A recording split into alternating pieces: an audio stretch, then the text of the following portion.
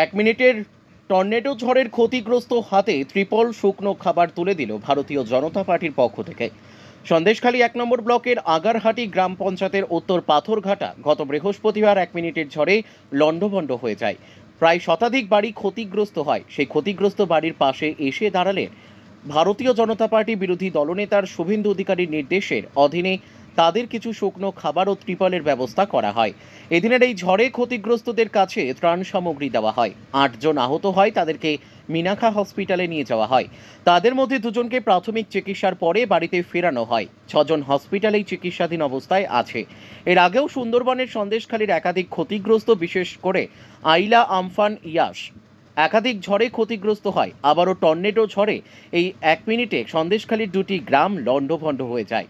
ক্ষতিগ্রস্তদের পাশে দাঁড়ায় ভারতীয় জনতা পার্টির পক্ষ থেকে। শুকনো খাবার থেকে ত্রিপল, একাধিক জিনিসপত্র তুলে দেওয়া হয় তাদের হাতে। কি হয়েছিল কালকে? কি হয়েছিল? একদম পুরো চাগি দিয়ে ঘর। আরে আজ ভয়ে আমরা কাঁদতেছি ঠক ঠক করে। পুরো চাগি দিয়ে।